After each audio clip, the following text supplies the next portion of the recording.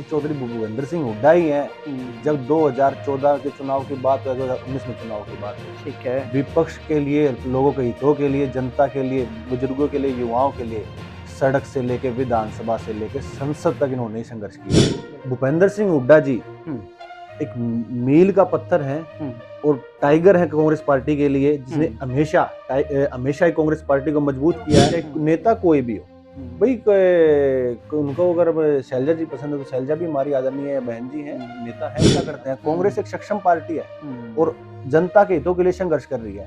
कोई वोट चोर से कांग्रेस सरकार नहीं बनी है।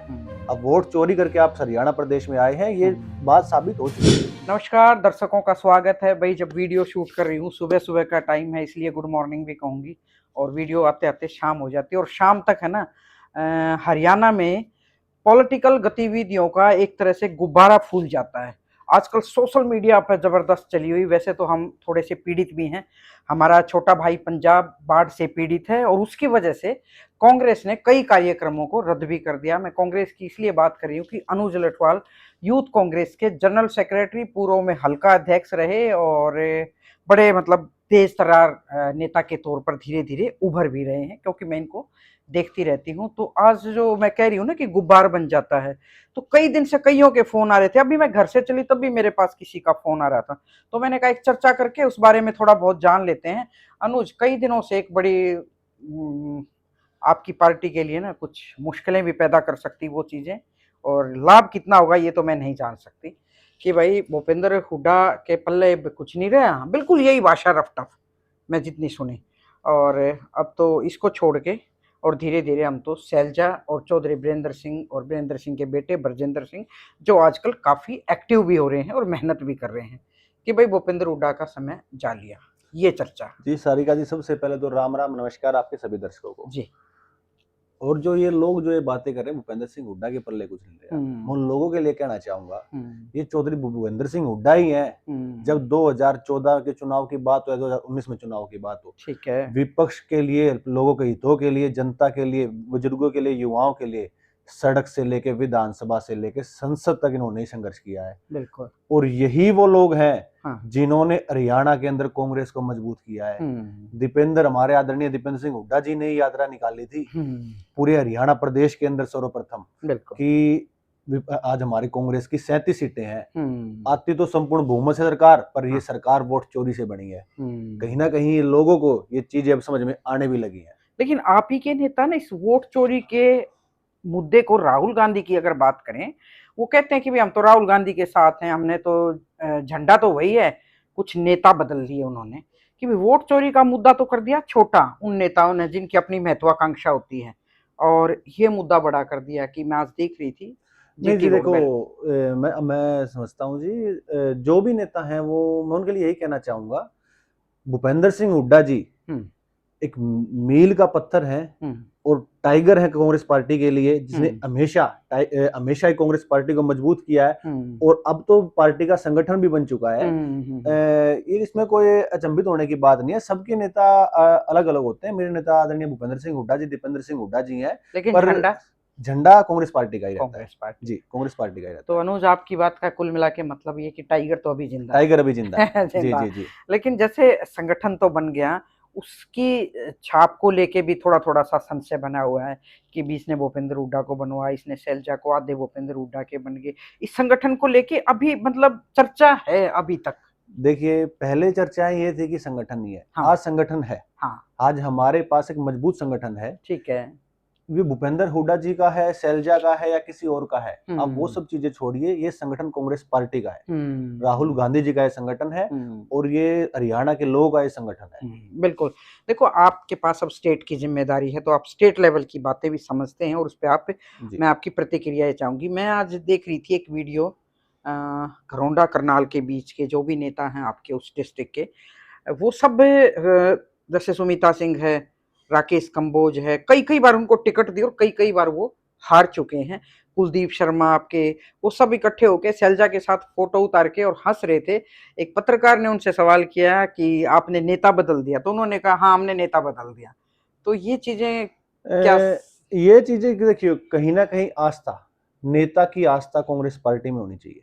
ठीक है। कांग्रेस पार्टी को मजबूत करना चाहिए, चाहे कोई हो। चाहे नेता कोई भी हो। भाई उनको अगर शैलजा जी पसंद है तो शैलजा भी हमारी आदरणीय बहन जी हैं, नेता हैं वो हरियाणा प्रदेश की। पर जो मेरा जो मानना है, हरियाणा के हित के लिए भूपेंद्र सिंह हुड्डा जी और भाई दीपेंद्र सिंह हुड्डा जी से मजबूत नेता और कोई नहीं। कभी कभी मतलब इन सारी परिस्थितियों से ऐसा नहीं लगता कि एक इस सरकार ना बनने की वजह से उनका कद को छोटा करके अपनी बात को बड़ा करने की कोशिश कर रहे हैं? मैं आपकी इस बात से एक बात कहना चाहूंगा। सुमित्रा सिंह का मैंने भी वो देखा था। सुमित्रा सिंह जी हमारी पूर्व में विधायक भी रही हैं। उन्होंने एक बात और बोली थी कि मैं इससे पहले भी कुमारी शैलजा जी बहन जी के प्रोग्राम में आती रही हूँ। जब वे पार्टी के अध्यक्ष तब भी मैं आई हूँ और आज भी मैं आई हूँ। वो किसी के घर चाय पानी का प्रोग्राम थे, उन्होंने आमंत्रण दिया तो सभी नेतागण वहां इकट्ठे हुए थे। करते हैं, कांग्रेस एक सक्षम पार्टी है और जनता के हितों के लिए संघर्ष कर रही है। कोई वोट चोर से कांग्रेस सरकार नहीं बनी है। अब वोट चोरी करके आप हरियाणा प्रदेश में आए हैं, ये बात साबित हो चुकी है। तो आगामी दिनों में जो मैंने आपसे बात की या जो आप बात कर रहे थे, इन तमाम मुद्दों को लेकर जनता के बीच में सबसे बड़ी चुनौती आपको ये साबित करने की है कि भाई झंडा हमारा एक है, नेता की आस्था चाहे किसी में। जी जी जी, हमारा झंडा एक है, कांग्रेस पार्टी का हमारा झंडा है। हमारे आदरणीय केंद्रीय हमारे जो नेता पार्टी के राहुल गांधी जी हैं, मल्लिकार्जुन खड़गे जी हैं, और आस्था हमारे लोकल लीडरशिप की किसी नेता में हो सकती है। मैं अनुज एक लास्ट छोटी सी प्रतिक्रिया और चाहूंगी। बिहार में इलेक्शन है, आपके राहुल गांधी ने और तेजस्वी ने बिहार को माप दिया, पर लास्ट में रैली होने से 2 दिन पहले वहां देश के आदरणीय प्रधानमंत्री नरेंद्र मोदी की मां को गाली देने का मुद्दा इतना बड़ा हो कर दिया गया कि वो रैली को वो नहीं कहा करें कि खिचड़ी होगी। समझ गया जी, समझ गया। मैं पहले तो भी पूछना चाहूंगा तमाम इस देशवासियों से, प्रदेशवासियों से, क्या वो गाली किसी कांग्रेस पार्टी के कार्यकर्ता ने राहुल गांधी ने दी है? पहली बात तो ये है, हम किसी की भी मां को गाली देना, देश के प्रधानमंत्री की मां को गाली देना अशोभनीय है, हम इसकी निंदा भी करते हैं। ठीक है, पर मैं एक सवाल इस प्रधानमंत्री से जरूर पूछना चाहूंगा। जब वे कैमरे के सामने ये बोलते हैं मैं बायोलॉजिकल पैदा नहीं हुआ हूं, मैं तो ऊपर से ही भेजा गया हूं, क्या किसी माँ के लिए इससे बड़ी गाली हो सकती है कुछ? जिस माँ ने 9 महीने अपने बच्चे को पेट में पाला और वो बोल रहा है मैं बायोलॉजिकली पैदा ही नहीं हुआ हूँ, क्या इससे बड़ी गाली किसी माँ के लिए हो सकती है? ये तो बात सही है आपकी। वो भरे मंच पे किसी दूसरे की माँ के लिए बोलते हैं जर्सी गाय है और 50 करोड़ की गर्लफ्रेंड है, ये सब बातें मोदी बोल सकते हैं? क्या मैं बीजेपी के साथी जो कांग्रेस पार्टी का पुतला अभी दहन कर रहे राहुल गांधी, मैं उनसे पूछना चाहूंगा इस बात को भी करो भाई दहन। वो जब अपनी माँ के लिए खुद ये बात बोल सकते हैं और उसको राष्ट्रीय मुद्दा बना के, देखिए लोग अब पहचान चुके हैं, वो आप राष्ट्रीय मुद्दा बना के मीडिया के सामने आके, कैमरे के सामने आके रोके और लोगों की सिंपैथी की वोट कब तक आप हासिल करोगे? लेकिन एक दिक्कत है कांग्रेस में, जैसे उन्होंने, मैं आपकी बात मान ली मैंने कि ये ठीक नहीं थी उनकी बात, और वो इसी बात को लेके किसी ने जो भी बात कही गाली वाली, पूरे देश में कांग्रेस हमलावर होगी और बिहार बंद करने का एक वो लगा दिया उन्होंने जोर पूरा। कांग्रेस इस तरह से मुखर नहीं हो पाती जवाब देने के लिए। जैसे आज तो आप मेरे साथ बात कर रहे हैं, आप अपने अपनी बात कह दी, इतने मुखर नहीं हो। देखिए हमारा बड़ा भाई पंजाब बाढ़ में, हमें एक बड़ा प्रोटेस्ट करना था। इस मुद्दे पे हमने एक बड़ा प्रोटेस्ट करना था, जिस कारण से हमने लोगों की समस्याओं को ध्यान में रखते हुए अपने प्रोटेस्ट को पीछे रखा है। हमारे लिए देश सबसे पहले है, ना कि राज।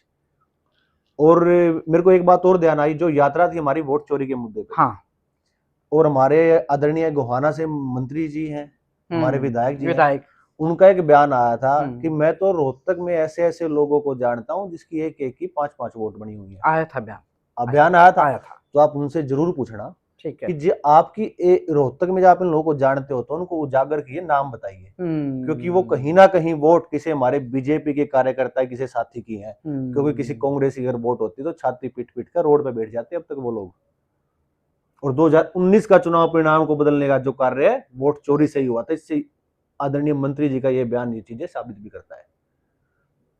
भाई ये बहुत वाकई में कड़वी सच्चाई है। मुझे लगता है कि मंत्री जी ने बड़ा सोच समझ के बयान दिया, तो अनुज ने जो एक प्रश्न किया है, दर्शकों पर छोड़ देती हूँ मैं, क्या क्या वाकई में इनका आरोप सही है या उनका बयान सही है। दर्शकों को इन चीजों का और जनता को फैसला करना चाहिए। हमारे सामने फर्जी वोटिंग लिस्ट की लिस्ट आई, वोटर लिस्ट आई, हमने जनता के सामने, देश के सामने, प्रदेश के सामने उजागर किया है। बिल्कुल बिल्कुल। आप किसी की भी फर्जी लिस्ट हो, आप सबसे पहले आपको पता है तो आप उसको उजागर कीजिए। उजागर कीजिए। आप उसको जिन चीजों को आप छुपा रहे हो वो भी तो एक क्राइम है। तो भाई इससे इस बात से एक बात साबित होती है, अगर बिहार में यही सरकार बन गई जो अब है या बीजेपी की, तो उससे क्या साबित होगा। अगर कांग्रेस जीतती है तो उसका आप अनुमान लगा सकते हैं कि मामला क्या है। ये आम जन को जागृत होकर इन मुद्दों पर समझना होगा। ये देश तर्क के साथ चलता है और मुझे लगता है कि कांग्रेस हो या बीजेपी हो, राजनीतिक दलों को तर्कों के साथ मंच पर अपनी बात रखनी चाहिए, ताकि आम आदमी है ना जो मानसिक तौर पर वो बेहतर फैसला कर सके कि उनकी विचारधारा उनके हिसाब से कौन बेहतर है, कौन देश को आगे ले जा सकता है। ये तो आम जन पर और दर्शकों पर छोड़ देते हैं हम। अनुज, आपने जो थोड़ा समय दिया, बहुत बहुत शुक्रिया। जी धन्यवाद जी, बहुत